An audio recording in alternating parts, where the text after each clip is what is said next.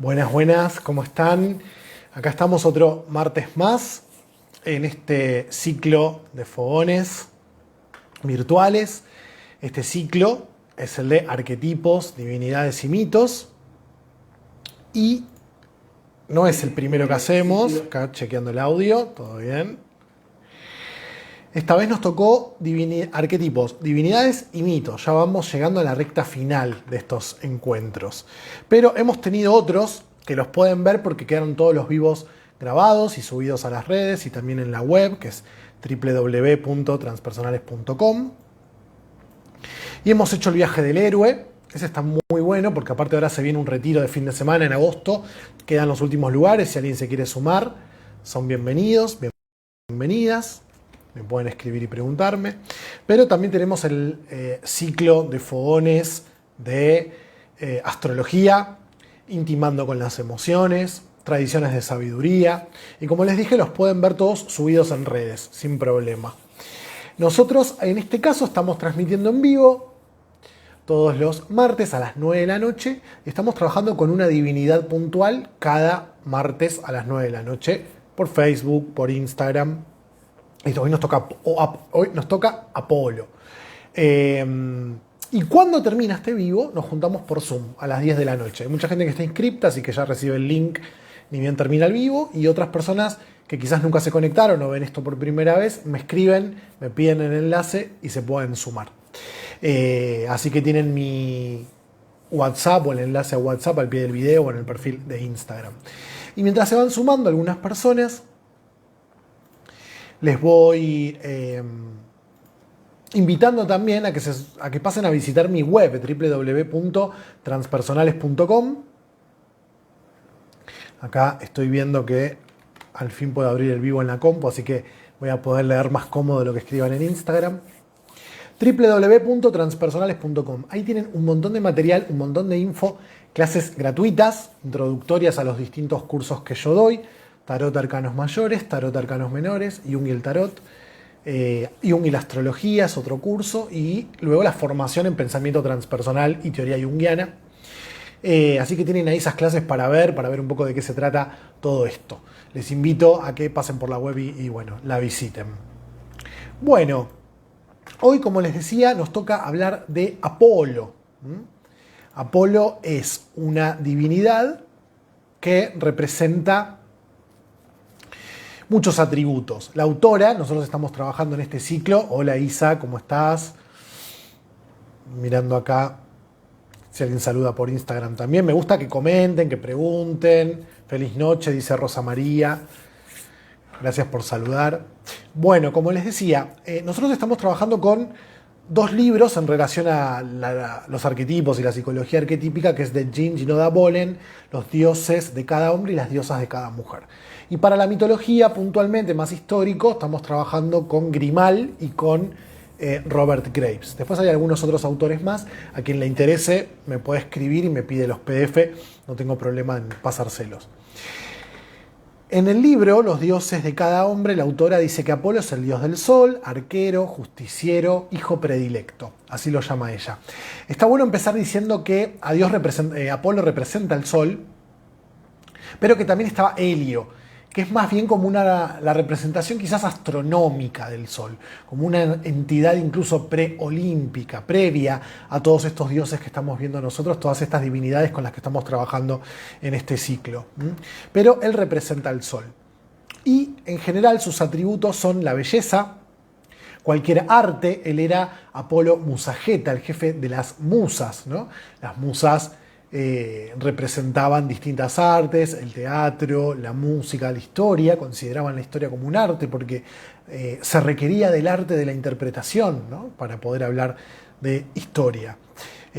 La poesía, pero también representaba, junto con su hermana Artemisa, que representaba la luna, son el sol y la luna, la juventud. Artemisa es la que vamos a ver en el próximo encuentro, va a tener más que ver con el lado instintivo y salvaje, y en ese sentido Apolo la complementa porque va a representar la cordura, lo racional, la moderación, lo que los griegos llamaban la sofrosine, la mesura. Vamos a desarrollar un poco eso en el encuentro de hoy, y ya se van dando una idea de cómo es una personalidad de alguien que tiene presente a Apolo, una personalidad apolínea. Y bueno, ya podemos ir diciendo que va a tener un contacto con el arte, con la música, con la belleza, con la moderación, con el equilibrio.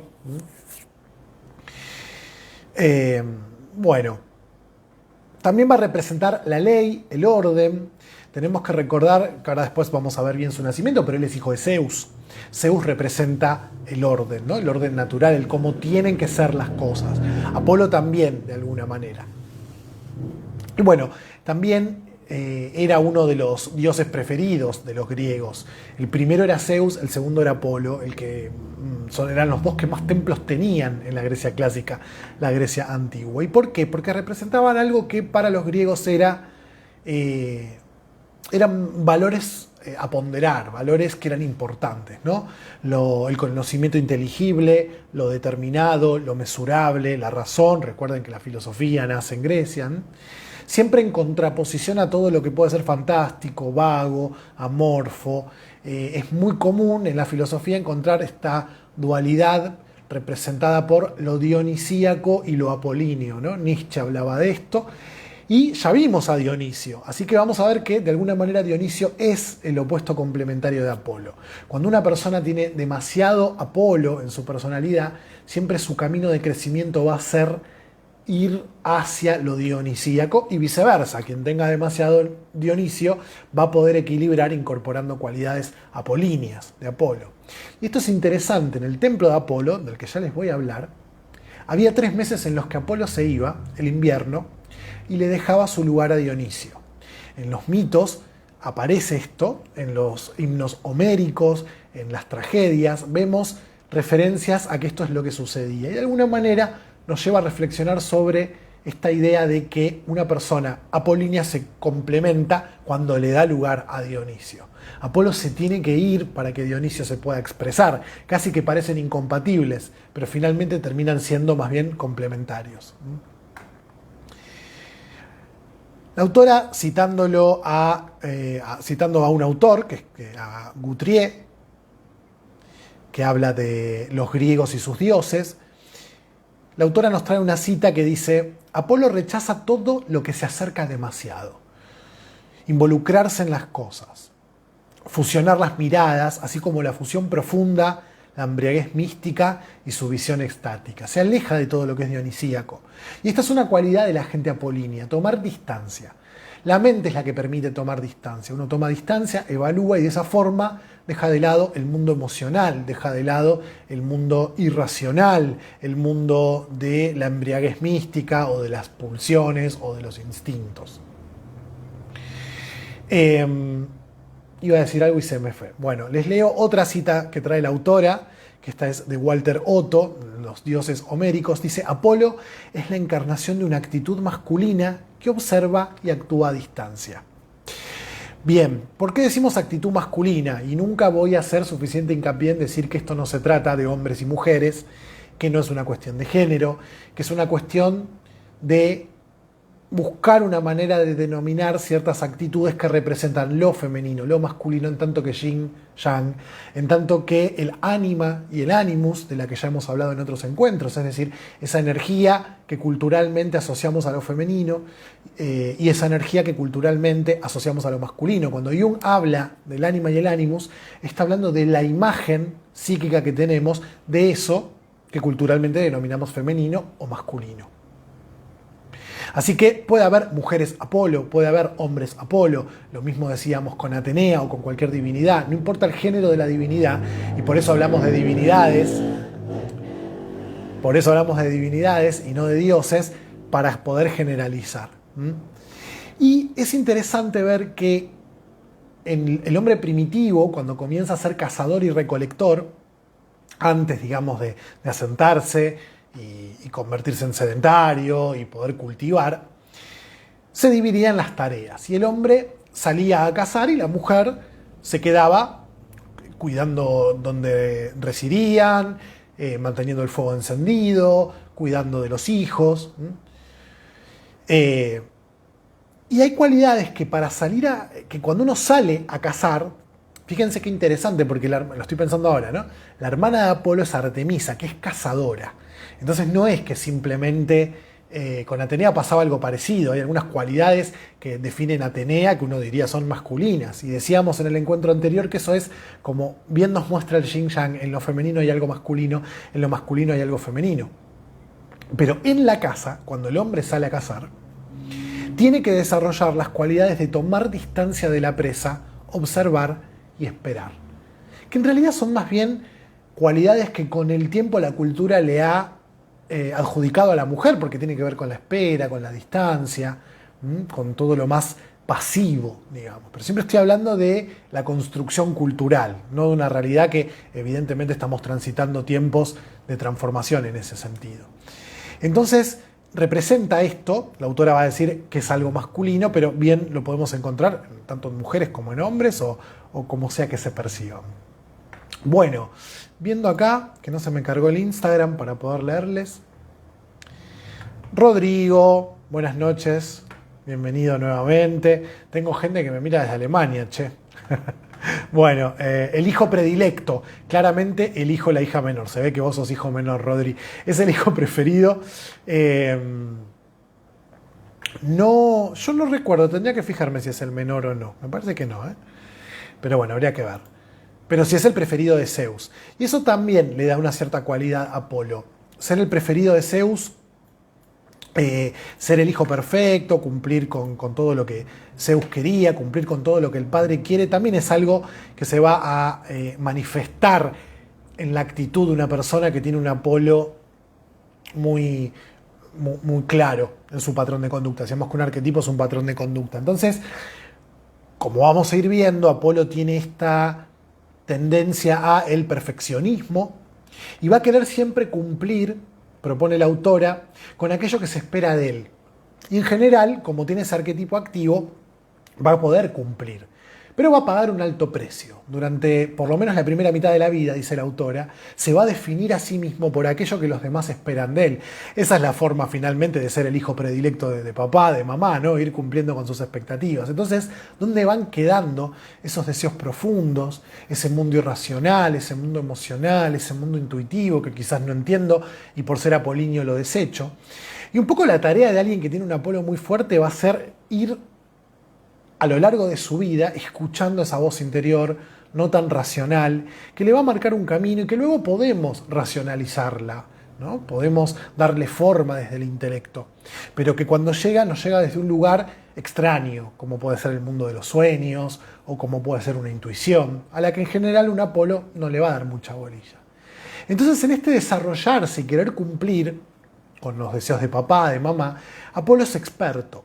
Y la autora señala algo que me pareció interesante, que es que cumple las metas, llega a altos puestos, puestos jerárquicos, puede ser en la política, puede ser en una empresa, puede ser incluso como un artista, pero más bien como un artista académico. Otra cosa interesante que dice la autora es, cuando aparece una música dionisíaca, vos estás frente a una persona que te está transmitiendo algo y te está tocando el alma de una manera mística. No hay otra palabra, o no encuentro ahora otra palabra. En cambio, un Apolo que ejecuta música también puede dejarte boquiabierto, pero más bien va a ser una persona que ha desarrollado una destreza, que es extremadamente hábil en tocar el instrumento, y vos vas a ver algo prodigioso, pero no va a ser el mismo efecto que te va a generar alguien dionisíaco. Y acá, para los que son argentinos, alguna vez me habrán escuchado decir esto, bueno, para los que no son argentinos también, porque evidentemente voy a nombrar a dos figuras argentinas que son conocidas en el mundo, que son Maradona y Messi. Y ahí tenemos muy claramente el arquetipo apolíneo y el arquetipo dionisíaco, si ustedes quieren hacerse una idea. Evidentemente cuando vemos, yo la verdad que no veo, no entiendo nada de fútbol, y lo poco de fútbol que sé lo sé porque lo escucho a Dolina, que más bien tiene una beta apolínea fuerte y lo logra explicar. También tiene su beta dionisíaca, ¿no? Messi cuando juega es perfecto, no se puede equivocar. De hecho, Dolina dice, Messi no necesita la espectacularidad de Maradona porque hace todo bien, no tiene que resolver ningún problema sobre la marcha, que sería algo más dionisíaco. Alguien apolíneo, si algo no sale como había sido planificado, y probablemente se quede bicicleteando en el aire. Entonces, esto se lo escuché decir a Dolina, Messi es tan perfecto, es tan ágil, perfeccionó tanto la técnica, hace todo bien, concentra, no consume drogas, entrena, que es apolíneo. Uno lo ve a Maradona de una forma desordenada, jugando, resolviendo sobre la marcha, metiendo un gol con la mano, corriendo en la cancha y esquivando a todos los demás. En la forma en que me expreso se están dando cuenta que de fútbol no sé nada. Y es más espectacular, te llega al alma, te emociona, a los que lo quieren a Maradona. También, esto es algo dionisíaco, también evidentemente produce muchos rechazos. Pero evidentemente a la hora de jugar al fútbol, el fútbol de Maradona toca a ellos, a quienes lo pueden apreciar, toca el alma. Messi también, pero quizás tiene más que ver con este perfeccionismo apolíneo, ¿no? Así que si quieren opinar sobre Messi y Maradona, me gustaría leerles y interactuar un poco desde ese lugar. Buenas noches, Pau, que saluda acá, Rodrigo. Lejos de eso, el mayor. Ah, vos sos el mayor, Rodri. O sea que te estás quejando de que en tu familia el menor es el preferido. Mónica Navas Serrano. Hola, Moni. Qué interesante. Dice, bueno, me alegro que te parezca interesante. No sé, por acá en Instagram, que los tengo que leer desde el celu. La melliza Artemisa. Sí, Patri, vamos a hablar de la melli en el próximo encuentro. Bueno. Acá Rosa María dice, Apolo es denominado el dios del sol. Y sí, es así con quien conectamos a la luna. Bueno, no sé puntualmente qué habré dicho cuando comentaste eso. El menor es Dionisio. Es verdad, es el último en llegar. Tenés razón, Patri, lo hemos dicho en otro encuentro. Bueno, bien. Saludos a todos los que se van uniendo. Bueno, sigamos con Apolo. Apolo y la personalidad de Apolínea brilla, dice la autora. Se lo conocía, uno de sus epítetos, decíamos que los epítetos son como pequeñas cualidades que se agregan junto al nombre de la divinidad para reconocer que tiene ciertos atributos. Y el Apolo Febo significa brillante, resplandeciente, puro, ¿no? Muchas veces se hace referencia al sol como Febo. Recordarán en la marcha de San Lorenzo, Febo asoma tras sus rayos, ilumina el histórico convento. Bueno, Febo asoma, ahí lo tenemos. Y también el Efebo, ¿no? El Efebo es esa persona que está transitando la edad de los 18 o 20 años, por eso también Apolo representa la juventud, que está, para los griegos, en su mejor momento a nivel de energía, a nivel corporal, a nivel de muchas cosas. Es donde se alcanza la mayor belleza, o esto es lo que proponían los griegos. Es el hijo más importante de Zeus, como dijimos. Él es un éxito en esta cultura que tenemos, que es el patriarcado, y fue el segundo dios griego más importante luego de Zeus.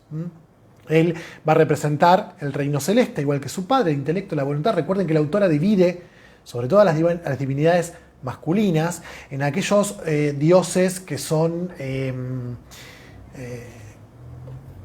ponderados y aquellos que son rechazados. Entonces todos los que representan el mundo emocional, irracional, intuitivo, decíamos Hades, Poseidón, son rechazados. En cambio Apolo ya pertenece al grupo de Zeus, al grupo de Hermes. Vamos a ver que con Ares también pasa algo raro. Ares es más bien despreciado. Hefesto también es despreciado por su sensibilidad. Esos dioses a los que los griegos querían parecerse, bueno, son Zeus, son Apolo. Veremos luego qué pasa con Hermes, pero Apolo seguramente. Él es puro como el sol, sagrado y renovador. Transmite seguridad. Sabemos que el sol siempre vuelve a salir. Desaparece pero viene, y esto también es una cualidad de la persona apolínea. Muchas veces toma distancia, como toma el sol, y va a volver, pero ¿qué pasa con la persona, ¿no?, que se vincula con alguien apolíneo y este Apolo toma distancia? Vamos a ir desarrollando un poco eso. También, bueno, se lo asociaba mucho con la profecía. Vamos a hablar un poco hoy también del oráculo de Delfos, uno de los oráculos, o el principal oráculo dedicado a Apolo. Había otros. Que si no me equivoco, uno en Dodona y otro en Crotona, pero bueno, no viene al caso. Pero él no era un dios que profetizara. No estaba en él la profecía, pero sí la representaba. Él de alguna manera se adueñó del don profético. Ahora después les voy a hablar de eso. Es justiciero, castigaba, también se lo asocia con la medicina. Hijo de él es Esculapio o Asclepio, el dios de la medicina. Si llegamos vamos a contar esa historia. En algunos mitos se cuenta que con sus flechas podía propagar una plaga o también podía justamente resolverla, curarla, y también se lo asociaba con los pastores y con la vegetación. Por ejemplo, él se va a enamorar de Dafne. Dafne significa laurel, y Dafne no quería estar con Apolo. Entonces le pide a su padre que la salve de alguna manera de ser capturada por Apolo, y el padre la va a convertir en el laurel.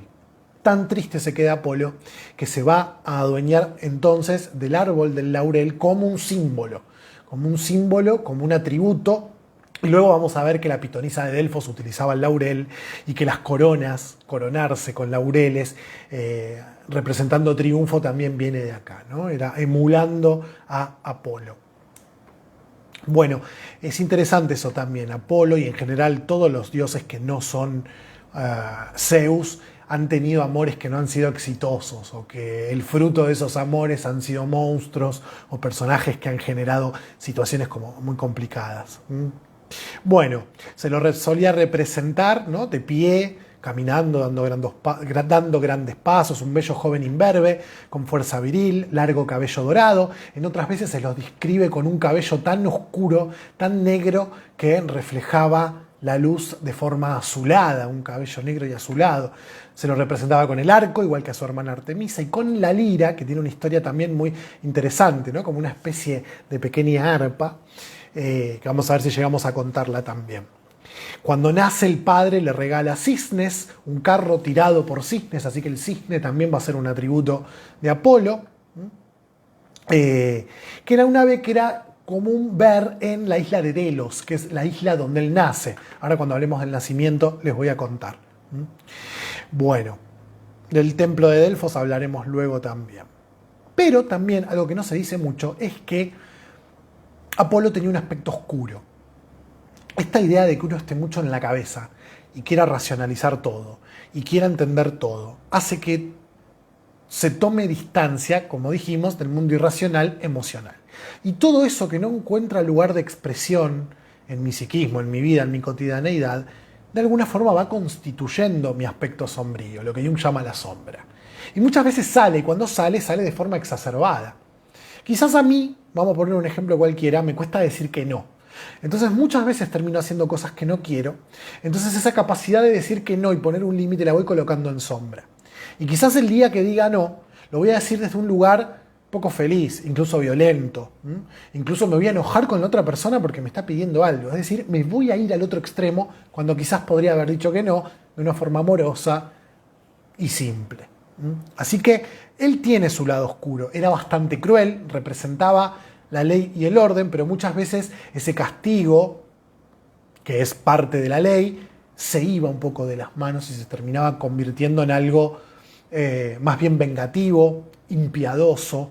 En muchos mitos, Apolo, justamente por esta frialdad y esta distancia, no muestra piedad. Y hay un mito puntual que habla de la corneja, un pájaro al que él le pide que se quede viendo qué es lo que hacía su amada. Después les voy a contar bien el mito. Y finalmente ve que la amada le es infiel. Y esto es algo también bastante propio de Apolo. Como toma distancia, puede pasar que en un vínculo, si Apolo no incorpora otras divinidades y puede prestar atención al mundo emocional de su pareja, a las necesidades no racionales de su pareja, la pareja termine buscando lo que no hay en casa se busca afuera, dice un dicho popular o algo así. La cuestión es que en este mito Apolo se va a enojar con la corneja, que es un pájaro blanco, y lo va a volver negro. Y ahí es el origen del plumaje negro del cuervo. La corneja es el cuervo, ¿no? Pero bueno, ahí tenemos otro animal atributo de Apolo, ¿no? El cuervo, también la serpiente, ahora vamos a ver por qué, el lobo, el ratón. Esto es muy interesante. Los que hicieron la primera visualización, hablamos de ratones en torno a Apolo y los visualizamos cuando vimos el trono. Bueno, vamos a hablar ahora de la genealogía, de cómo nace Apolo, y voy a pasar primero por Facebook a ver qué tienen para comentar. Mónica dice, ¿podrías referirte a aquello de que el mito no existe pero se expresa constantemente? Eso es porque subí un reel hablando de eso, cómo el mito puede funcionar como una técnica transpersonal, digo yo, de expresión del inconsciente. Cuando uno lee un mito, se espeja de alguna manera, puede proyectar lo que le está pasando, porque en los mitos está condensada la experiencia humana. Como ya hemos visto hasta ahora, en los mitos aparecen situaciones que todos desde un lugar u otro hemos vivido, y sobre todo cuanto más grandes somos, ¿no? Y de eso hablo mucho, Moni, en el primer y segundo encuentro. Te invito a que los veas, pero en esencia esta frase de que el mito no existió, pero se expresa continuamente. El mito no existe porque puede ser que se haya basado en alguna historia real, pero en realidad esto que se está contando no pasó. Apolo no convirtió a una corneja en un pájaro negro, ni pasó lo que vamos a contar ahora sobre su nacimiento. Pero se expresa continuamente porque está expresando algo, está haciendo referencia, y este es el poder del símbolo, a algo que sucede continuamente, de una forma, si quieren, metafórica, poética, artística, simbólica, digo yo. Por eso es que está pasando todo el tiempo. Está pasando en nosotros, por el simple hecho de ser humanos. Y el mito expresa esas vivencias que por ser humanos, todos, de una u otra manera, con distintas tonalidades, con distintos colores, transitamos. Espero haber respondido tu pregunta, Moni. Hola Yasmín, ¿cómo va? ¿Todo bien? Bueno, y acá en Instagram, el poderoso Apolinio Laurel. Sí, es hermoso. Cuando haces un fogón, prender hojas de laurel. Yo tengo una rama de laurel acá en casa porque sí, a veces cuando cocino la uso. Me gusta un montón. Bien. Bueno, no están hablando mucho acá en Instagram. Bueno, ¿cómo nace? Apolo era hijo de Leto y de Zeus, hermano gemelo de Artemisa. Ella era la diosa de la casa y de la luna. Cuando Leto, que era la titánide que representaba el olvido, o a veces cuando se la describía junto a su hermana Asteria, se la representaba como la alternancia entre el día y la noche. Por eso Leto va a tener dos hijos, uno la luna, el otro el sol. La mitología es un entramado complejo, no es lo mismo que un cuento de hadas que es puntual y cierra. Y aunque a veces algún cuento de hadas tiene una segunda parte, no se puede comparar con la compleja red, la compleja trama, diría Borges, que teje la mitología. Todo está entrecruzado. Bien, ella queda embarazada. Leto queda embarazada de Zeus y va a dar a luz a Apolo y a Artemisa. Sin embargo, hay un problemita. Todo el mundo sabía, como bien ustedes sabrán también, porque ya hemos hablado de ella, que cuando Zeus dejaba embarazada o se fijaba en alguna persona, ya sabemos, mujer, hombre, animal, milanesa de soja, como decimos siempre, le entraba cualquier cosa, Hera se iba a enojar. Y Hera no se iba a enojar con Zeus, Hera se iba a enojar con el objetivo de turno de Zeus. Entonces, ningún lugar de la tierra recibía a Leto para que pudiera parir a sus hijos. Y esto era un problema, todos le temían. Hasta que finalmente una pequeña isla, la más chiquita de todas las islas griegas, la más pequeña de todas las Cícladas, se llaman Cícladas al conjunto de islas griegas porque conforman, si uno los mira con mucho cariño, un círculo, como que dan la idea de ciclo. En el centro está la isla más pequeñita de todas, totalmente árida, sin nada interesante, de Delos.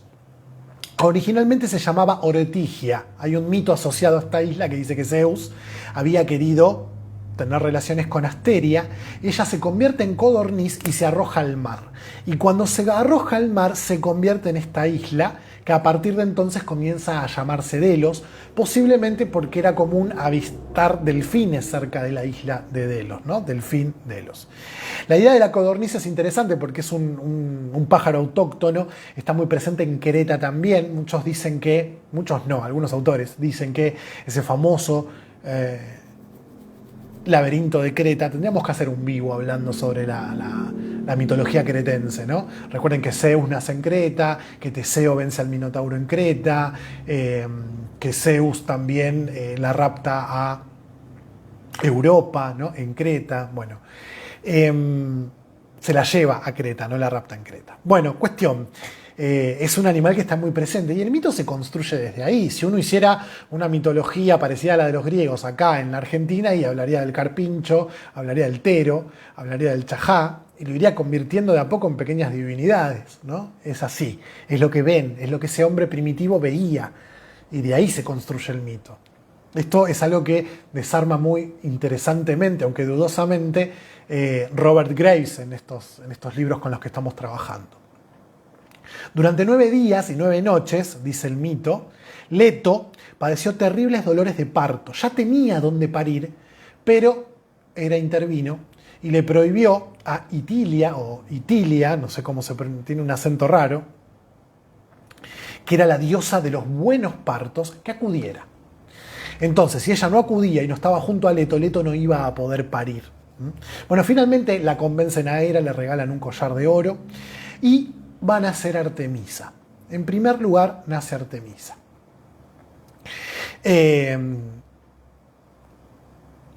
Pero van a nacer, y lo que va a hacer, esto es lo interesante, es lo lindo, por eso también, pero de esto vamos a hablar en el próximo encuentro. Artemisa va a ayudar a su madre Leto a parir a su hermano, o sea, el hermano de Artemisa. Va a asistir a su madre en el parto de su hermano mellizo. Entonces, muchas parturientas invocaban a Artemisa a la hora de dar nacimiento a sus hijos. Bien, bueno, ahí finalmente nacen ambos y bajo una palmera. Esa palmera durante mucho tiempo, muchos textos hacen referencia a esa palmera, una palmera que era dorada, y a partir de entonces en esta pequeña isla de Delos se empiezan a construir un montón de monumentos en honor a estas divinidades, ¿no? Porque ese es el lugar donde nació el segundo dios más importante, ¿no? Bien. Sobre Apolo y Artemisa, lo que podemos decir es que es interesante trabajar el arquetipo del hermano. Ellos son gemelos. El arquetipo del hermano es un arquetipo interesante porque en general en las historias cuando aparecen hermanos hay conflicto. Y en este caso no, pero uno piensa en Rómulo y Remo, en Caín y Abel, y no han terminado bien esas historias. Porque mi hermano es el material genético más parecido que va a haber a mí en el mundo, y culturalmente también, crecemos en la misma familia, somos educados de la misma manera, pero el proceso psicológico es distinto. Yo empiezo a definirme por oposición a mi hermano. No me permito ser lo que mi hermano es, y quizás para mi individuación, para completarme, necesito ser más parecido a mi hermano. Entonces se da un juego muy interesante, por eso el amor-odio que hay entre hermanos. Ambos eran arqueros. La autora va a trabajar la personalidad de estas dos divinidades en torno a que quien es un arquero, y les voy a estar compartiendo luego un texto sobre la arquería zen, el que es arquero desarrolla la intuición, focaliza su atención en algo y lo alcanza, ¿no? Nada a lo que apuntaran Artemisa y Apolo podía escapar del flechazo. Y esto nos da una pauta sobre cómo es una personalidad que pone el foco de atención en algo y no para hasta que lo logra. Incluso a expensas de su propia felicidad, de su propia realización, porque quizás se pone el foco, vamos a poner por caso, en la elección de una carrera, que tiene que ver con la carrera que a mi papá le gustaba que yo siguiera, porque mi padre, por ejemplo, era abogado, entonces yo quiero ser abogado. Y pongo el foco y hasta que no me recibo no paro, y una vez recibido, y esto también es algo que la autora señala como característico de una personalidad apolínea, una vez que lo alcanzo no me siento tan satisfecho, ¿no? Entonces muchas veces ocupan un segundo lugar, no llegan nunca a ser Zeus porque no le están dando causa a lo más auténtico de sí mismo, que es algo a lo que les va a costar mucho llegar porque están en el plano mental. Van a tener que incorporar a Dionisio, van a tener que incorporar a Hades, otras divinidades que permitan viajar al mundo, al inframundo, a lo subterráneo. Bueno, las flechas de Artemisa eran de plata. La plata tiene todo un simbolismo muy interesante en relación con la luna, del que vamos a hablar en el próximo encuentro. Artemisa era la gemela mayor, ahí está, aunque en realidad se suele decir que el que nace segundo es el mayor, porque esto lo dice Robert Graves, cuando vos metés pastillas en un tubo, la que sale última es la que entró primero, por ende sería la mayor, ¿no? Pero bueno, esto va a diferir, depende del mito que se tome. Parece que fue ella, Homero nos dice que fue Artemisa, la que le enseñó a su hermano Apolo a tirar con el arco. Así que Artemisa aparentemente era superior que Apolo en el arco y la flecha. Tiraban desde lejos, generaban una muerte repentina e indolora cuando eran benevolentes. Así que esto nos remite a esta idea de la lejanía, la pureza, de que son personas inaccesibles, que desaparecen. Artemisa en el bosque y Apolo en el mítico país de los... Esperen que... En el mítico país de los hiperbóreos. El país de los hiperbóreos era una zona bien al norte donde se decía que siempre brillaba la luz del sol. Entonces esa era la tierra donde iba Apolo, sobre todo en el periodo en que le dejaba su templo, el templo de Delfos, que va pasando el tiempo y yo sigo hablando de Apolo, nunca termino con todo lo que se puede decir, pero bueno, estoy hablando mucho más de la mitología que de la personalidad, así que recuerden que si les interesa este tema y quieren profundizar, me piden el resumen que yo armé o el libro directamente y lo leen de ahí. Pero bueno, vamos a dejar que fluya. Él se iba al país de los hiperbóreos, que uno se pone a pensar un poco desde la perspectiva geográfica, ¿qué es el país de los hiperbóreos? Y bueno, es el Polo Norte, es ese lugar donde la mayor parte del año es siempre de día. Les voy a estar compartiendo en el grupo de WhatsApp después un videito donde se ve el recorrido del Sol y se ve un gráfico del recorrido del Sol, pero también una secuencia de cómo es el recorrido del Sol a lo largo del año en Islandia. El Sol está ahí todo el tiempo y Apolo es el Sol. Tiene sentido viajar a una tierra luminosa por oposición al inframundo, que era oscuro, y siempre que se habla del inframundo se hace hincapié en que no hay luz, salvo en los campos elíseos. Entonces él se iba allá, donde era el jefe, el rey de estas personas, los hiperbóreos, ¿no?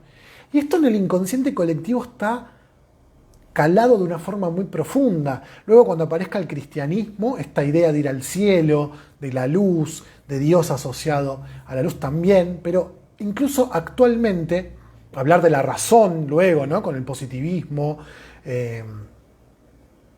y el iluminismo, fíjense la palabra, ¿no? Donde la diosa razón era la luz, se priorizaba la razón, algo apolíneo también, pero actualmente cuando se hablan de seres que no son de este planeta o que son de otros planos, se suele hacer referencia, voy pensando también mientras digo, ¿no? Los ángeles también son seres de luz y siempre están en un lugar más allá que es luminoso.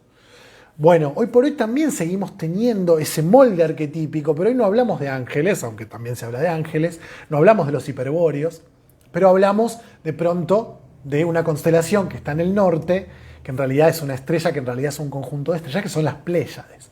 Hay un mito muy lindo sobre las Pléyades porque antes eran, espero no estar acordándome mal, pero eran 7 y creo que ahora son 6, una se apagó, es decir, ya no nos llega su luz, ¿no? Y hay una historia, yo ahora no me la acuerdo puntualmente, pero también la estrella Sirio, que luego que es tan intensa y uno la ve brillar tan fuerte que después cuando se fue desarrollando la tecnología y se la pudo observar, se dieron cuenta que eran 3 estrellas y no una sola. Bueno, y ahí tenemos entonces a los pleyadianos o algunos extraterrestres que vienen de la estrella Sirio, bueno, etc. Esto es algo que es propio del ser humano. Imaginar que hay un lugar luminoso, lejano, donde hay seres de luz que algo pueden transmitirnos, ¿no? Bueno, ahora me deja de ver un montón de gente que le interesan esos temas. No es que no crea, pero creo desde la perspectiva junguiana. Les sugiero mucho que lean el libro sobre cosas que se ven en el cielo, de Jung. Yo lo tengo el PDF, se encuentra fácilmente, si no me lo piden. Bien, de eso podríamos hablar otro día. Bueno, bien, les quiero hablar un poco del oráculo de Delfos. Delfos es un pequeño pueblo al el monte Parnaso. Uno ve las fotos y realmente, Yo algún día iré y nos iremos todos juntos en grupo. Ahora vamos a hacer un retiro acá en Buenos Aires, pero algún día haremos un retiro, un viaje transpersonal a Grecia. Iremos a ver el Monte Parnaso, el oráculo de Delfos o sus ruinas. Que originalmente, a ver, lo quiero ubicar acá. Yo les decía que Apolo, y con esto voy a ir terminando, pero bueno, se imaginarán que hay mil cosas que no estoy diciendo, ¿no? Pero bueno. Él no profetizaba, pero daba mensajes a, como ya sabrán, la pitonisa o la sibila, una medium, y junto a un sacerdote daban un mensaje. Ahora les voy a contar un poco esa historia. Él se va a apropiar de este santuario que estaba consagrado. Algunos dicen que a la madre tierra, ¿no? Su abuela, Gea o Gaia. Otros dicen que a una bestia, un dragón mitológico o una serpiente que se llamaba, algunos dicen Delfino, de ahí Delfos, el oráculo de Delfos. Otros dicen que era una pitón, de ahí también va a venir luego la idea de pitonisa. Bueno. El Apolo se va a apropiar de este oráculo con esta idea de que cuando llega esta nueva cultura patriarcal a Grecia va a absorber, del mismo modo que por ejemplo Zeus se traga a Metis, diciendo bueno, el patriarcado absorbe el matriarcado y se queda con alguno de sus atributos. Apolo va a hacer lo mismo con su abuela, con Gea. ¿Por qué? Porque este oráculo en realidad era primitivamente una cueva a la que se entraba y se recibía el mensaje de la divinidad. Ahora vamos a hablar de qué quiere decir que se recibía el mensaje de la divinidad. Bueno. Por eso... bien. También acá es interesante, porque fíjense que Delos, donde él nace, era un lugar donde se avistaban delfines. En la costa de Delos, también, de Delfos, también, y hay un mito, también para explicar el nombre del lugar, que dice que Apolo se convirtió en un delfín. Esta idea de que los delfines se acercan a los navegantes y son amistosos y qué sé yo. Después tenemos historias que siempre nos cuenta Daniel, que ahí que comentó y ahora te leo, que los delfines son asesinos también. Eso es porque ves Los Simpsons, Daniel, me parece. Pero bueno, no importa. Cuestión que Apolo se convierte en delfín para atraer unos navegantes y poder instaurar ahí la primera generación, ¿no?, de sacerdotes y pitonisas. Entonces, bueno, el Apolo delfino, ¿no?, era uno de los epítetos de Apolo. Bueno, como les decía, el Valle del Pleisto, junto al Monte Parnaso, en Fócida, había un santuario prehelénico, antes de que llegara, se constituyera la cultura griega, con una diosa, que posiblemente era una serpiente, de ahí Pitón, y después, bueno, que la ciencia denomine Pitón a estas serpientes tan grandes, ¿no? Apolo va a matar a esta bestia que aparentemente mataba sin razón alguna a las personas que vivían en un pequeño pueblo que había en Delfos, pero en realidad se descubre que esta serpiente o este dragón o este monstruo estaba custodiando la entrada a esta cueva que tenía unas características muy específicas que permitían profetizar. Una vez que Apolo mata a la serpiente Pitón, o al monstruo Pitón, va a adquirir el epíteto de Apolo Pitio. Y de ahí va a venir el nombre de la pitonisa o Pitia, que va a ser esta sacerdotisa, que es como una medium, y que dentro de esa cueva va a recibir el mensaje de Apolo. Junto a ella hay un exegeta. Un exegeta es alguien que interpreta. Exegeta significa intérprete. Es un sacerdote intérprete. Y acá es interesante porque si bien ha habido, no en Delfos, sino en otros oráculos como el de Crotona o el de Dodona. El de Crotona estaba en la parte de Italia, porque el sur de Italia era parte de los griegos. El otro estaba en Asia Menor. Bueno, no los quiero aburrir con partes geográficas. A veces había pitonisas que eran hombres. Pero en general, esta idea de que es lo femenino lo que me conecta con la divinidad y lo masculino lo que le da sentido y lo interpreta, se ve reflejada en la pitonisa mujer y en el sacerdote hombre. Inicialmente parece que eran muchachas jóvenes, y también parece que hubo un incidente donde una persona que fue a consultar al oráculo abusó de la Pitia, que era joven y bella, y a partir de entonces se determina que fueran ancianas que eran buscadas en este pueblo que estaba cercano al oráculo. Entonces vamos a ver algunas representaciones griegas de la pitonisa como una joven y otras como una anciana. Se sentaba en un trípode y sostenía un cuenco donde había agua que se tomaba de una fuente que pasaba por esa cueva. Y acá es donde los historiadores discuten un poco sobre si realmente había o no una falla geológica que despedía ciertos gases que producían alucinaciones. Bueno, hay un estudio muy reciente del 2011, dice que no hay rastros, evidentemente esos efluvios ya no se producen más, pero tampoco hay rastros de que alguna vez, rastros geológicos, de que alguna vez se hubiese ahí producido algún tipo de gas alucinógeno. Entonces no se sabe si se consumía algo en especial, algunos han dicho que es el laurel, masticar laurel, pero también leí por ahí, no sé qué tan serio es esto que voy a decir, que se hizo una prueba y que no hay cantidad que pueda realmente influenciar, de cantidad de laurel, ¿no? Te intoxicás comiendo laurel sin que te pase nada. Otros dicen que quizás era alguna sustancia que estaba en esta fuente, la fuente Ascaria o Cascaria, algo así, no me acuerdo el nombre, por eso siempre se va a ver a la Pitia representada, ¿no? Sosteniendo este cuenco con esta agua. Bien, lo que hacía entonces el sacerdote era interpretar a modo de, con cierta métrica, creo que eran con métrica de 6, después quizás esto cambia, pero bueno, no importa, y siempre era oscuro, siempre este mensaje que daban, ¿no? Era oscuro, no se entendía muy bien qué era lo que iba a pasar, quizás se entendía después de que pasaba, le encontraba sentido después de que pasó aquello por lo que habías consultado, y ya no tenía sentido que lo entendiera porque ya había pasado y no pudiste predecir nada, ¿no? Pero esto lo podemos trasladar un poco también a la personalidad de alguien apolíneo. Alguien apolíneo que está muy en la cabeza, cuando conecta con su Pitia interior, con su mundo irracional, profético, su divinidad, sus emociones, le va a costar mucho comunicarlo, ¿no? Y lo va a comunicar de una forma oscura, como el oráculo, y muchas veces cuando se animó a comunicarlo de una forma retorcida y su pareja o su afecto o este vínculo no lo interpreta, finalmente alguien apolíneo va a terminar como alejándose más porque va a sentir que no es interpretado. Esto es interesante. Bueno, este oráculo fue el más famoso de la antigüedad, se iba desde todos los rincones del mundo antiguo a consultar, no se fundaba una ciudad sin consultar el oráculo, no se iba a una guerra sin consultar el oráculo. Y hay una anécdota famosa donde se pregunta, ¿no? En una guerra entre dos imperios, ¿qué va a pasar si vamos a la guerra? ¿No? Pregunta. Y la Pitia o el sacerdote contesta, un gran imperio caerá.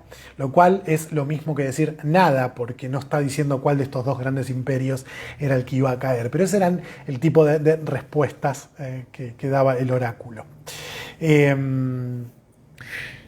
Bueno, también se dice que este era el centro del mundo, que Zeus había largado un águila, animal que era tributo de él, desde los dos extremos del mundo y que ambas águilas se habían encontrado, habían chocado, se habían dado un tortazo justo arriba de Delos y ahí se construye una piedra, un ónfalo, que significa algo así como ombligo, como útero, representando el centro del mundo. En general, casi todas las culturas van a interpretar o van a decir que su lugar, Babilonia o el que fuere, es el centro del mundo, ¿no?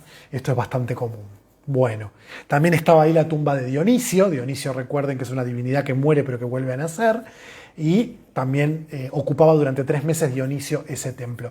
Cuando hablamos de templo, hablamos de un conjunto de templos, de un lugar medio laberíntico, donde uno va haciendo una especie de vía crucis, ¿no? Y va transitando distintas instancias y reviviendo el mito de Apolo.